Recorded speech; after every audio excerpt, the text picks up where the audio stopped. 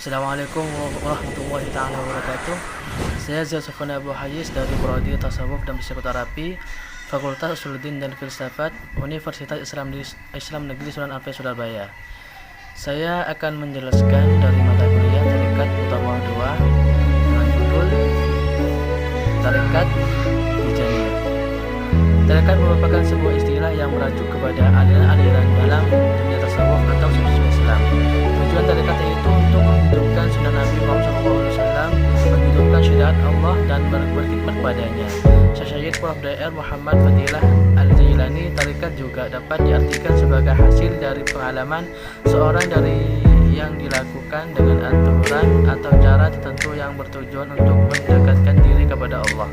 Dalam perkembangannya, tarekat menemai kelompok mereka yang menjadi pengikutnya dengan nama syekh yang mempunyai pengalaman tertentu dalam cara mendekatkan diri kepada Allah, atau syekh yang mendirikan tarekat tersebut. Tarekat tidak hanya dalam ruang lingkup satu organisasi saja, melainkan banyak macam-macam tarekat dengan ajarannya masing-masing. Meskipun begitu, tujuan dari berbagai macam tarekat adalah satu, yaitu untuk berkhidmat kepada Allah dan Rasul.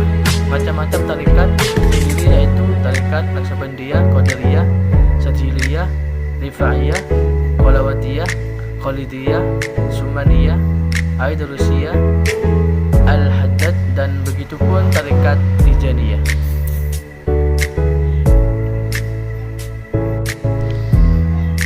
Tarekat Tijaniyah merupakan sebuah tarekat yang didirikan oleh Syekh Ahmad Al-Tijani, lahir pada tahun 1150 Hijriah di Ain Majid, yang merupakan keturunan ke-23 dari Nabi Muhammad SAW.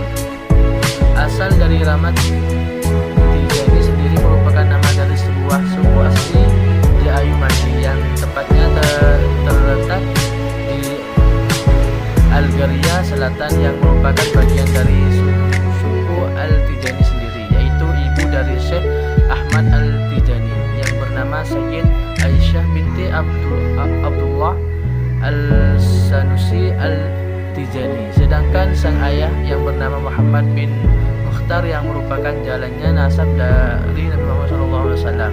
Silsilah lengkap yang membawa nasab Syekh Ahmad Al-Tijani sampai pada Rasulullah SAW adalah Abu Al-Abbas Ahmad Ibnu Muhammad Ibnu Mukhtar Ibnu Ahmad Ibnu Muhammad Ibnu Salam Ibnu Abi Ibnu bin Salim Ibnu Ahmad Al-Alawi Ibnu Ali bin Abdullah Ibnu Abbas Ibnu Abdul Jabbar Ibnu Idris Ibnu Ishaq Ibnu Salim Ibnu Ahmad Ibnu Alawi Ibnu Ali bin Abdullah Ibnu Abbas Ibnu Abdul Jabbar Ibnu Idris dan Ibnu Ishaq Ibnu Zainal Ibnu Abidin Ibnu Ahmad Ibnu Muhammad Al-Naf Al-Zakiyah Ibnu Abdullah Al-Kamil Ibnu Hasan Al-Musana Ibnu Hasan Al-Fi Ibnu Ali Ibnu Abi Thalib dari Sayyidina Fatimah Al-Zahra putri Rasulullah SAW.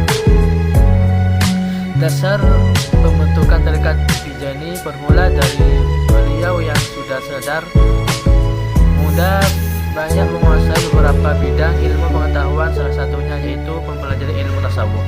Dalam mendalami ilmu tasawuf, beliau berguru kepada tokoh-tokoh pengikut tarekat Khalwatiyah, sehingga secara tidak langsung Syekh Tijani juga belajar seputar tarekat Khalwatiyah. Selain itu, beliau juga banyak mendalami ilmu hadis yang membawa beliau untuk memasuki 3 tarekat sekaligus, yaitu Qadiriyah, Nasiriyah, dan tarekat Ahmad bin Al-Habib Muhammad, dan berlanjut pada beliau yang mendirikan tarekat sendiri dengan nama tarekat Tijaniyah pada tahun.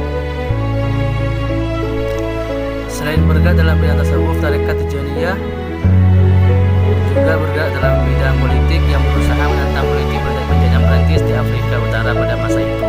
Maka tarekat ini termasuk yang reformis dan novisme. Dari ciri dari tarekat Tijaniyah ini selalu menantang terhadap sisi ekstremistik dan metafisik sufisme, dan lebih menyukai pengalaman yang ketat mengenai ketentuan-ketentuan syariat, serta selalu berupaya untuk menyatukan menyatukan diri dengan ruh Nabi Muhammad SAW sebagai wujud pengganti untuk menyatu dengan Allah SWT.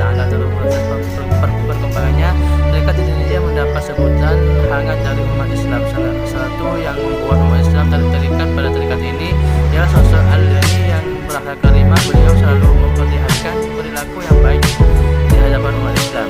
Dalam tarekat Tijaniyah ini lebih menitik beratkan pada kesatuan dengan ruh Nabi Muhammad SAW, yaitu dengan zikirnya. Oleh karena itu, mereka para pengikut tarekat ini menyebutnya dengan sebutan Al-Tariqah Al-Muhammadiyah atau Al-Tariqah Al-Ahmadiyah, yang mana merujuk pada nama Nabi Muhammad SAW. Tarekat Tijaniyah semakin berkembang di berbagai belahan dunia yang meliputi Afrika, Sudan, Iran, Tunisia, dan lainnya, yang kemudian berkembang di Indonesia.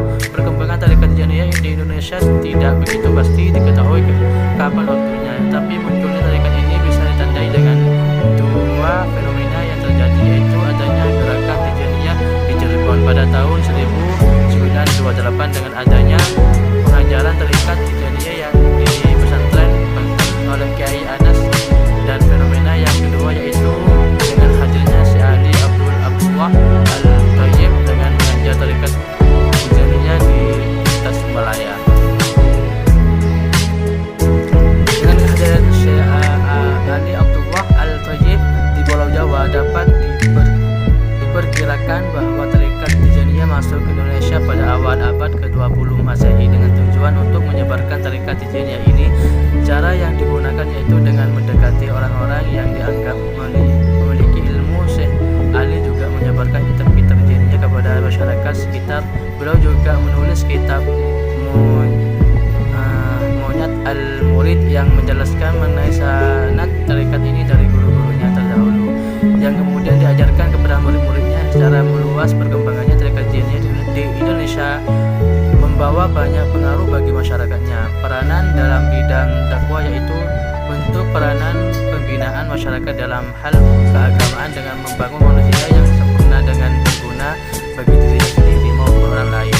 Pembinaan yang dilakukan yaitu dalam bentuk pengajian, dalam majelis taklim, majelis ataupun tempat lainnya dalam bidang sosial ekonomi lebih bersifat internal, belum sifat eksternal. Hanya kegiatan sosial ekonomi yang menitikberatkan pada peningkatan kesejahteraan anggota tarekat dan juga untuk kebutuhan kegiatan mereka saja. Kegiatan semacam ini tidak begitu berjalan dengan baik sehingga tidak semua daerah melaksanakan yang seperti itu.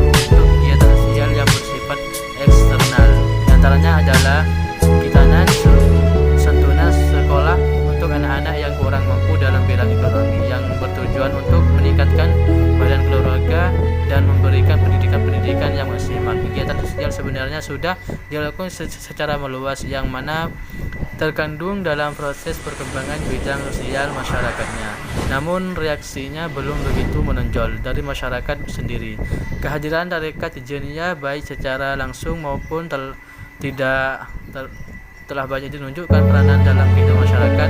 Peranan tersebut terlihat dalam berbagai kegiatan yang dilakukan oleh para tokoh Tijaniyah baik muqaddam maupun non-muqaddam. Begitu juga tokoh Tijaniyah lainnya. Kegiatan warga Tijaniyah yang menonjol terlihat dalam berbagai bidang seperti bidang dakwah, sosial, politik,